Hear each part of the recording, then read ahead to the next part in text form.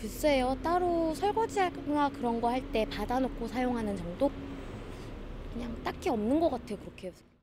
벽돌 2장을 넣어놓고 쓰는데 될 수 있으면은 물을 아끼는 건 사실이죠. 설거지도 이렇게 모아서 하고 다 그렇게 합니다.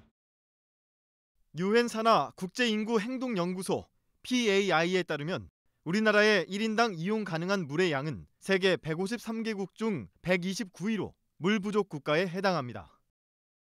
우리나라의 1인당 하루 평균 수돗물 사용량은 335리터. 주요 국가의 물 사용량과 비슷한 수준입니다. 다시 말해 다른 나라보다 물의 양은 부족하지만 물 사용량은 더 많거나 비슷한 겁니다. 그렇다면 서울 시민들은 주로 물을 어디에 사용할까?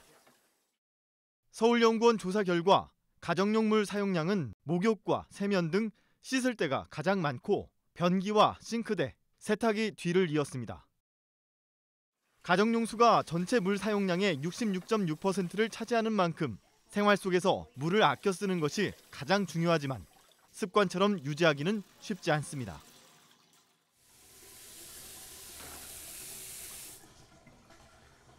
서울연구원 조사에 따르면 서울 시민 10명 중 3명은 세면을 할 때 이처럼 물을 틀어놓고 사용하는 것으로 나타났습니다. 지난해에는 기록적인 가뭄으로 전국적으로 약 5만 세대가 비상급수를 지원받거나 물 사용이 제한됐습니다. 한강에는 15년 만에 최초로 녹조경보가 발령되기도 했습니다.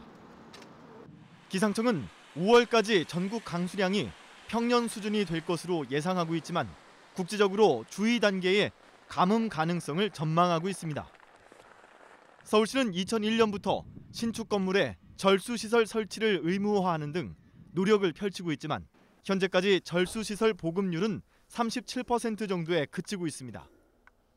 국가에서 안정적으로 물 공급을 하려고 노력하는 이런 것도 필요하겠지만 또 그 시민들 스스로 물을 아껴 쓰고 또 절약하려는 노력도 같이 병행돼야 될 것 같습니다. 특히 이를 위해서는 서울시 차원의 어떤 재정적인 어떤 지원 또 여러 가지 인센티브 등이 같이 결합되면서 또 어떤 시너지를 만들어낼 수 있는 노력이 필요할 거로 생각이 됩니다.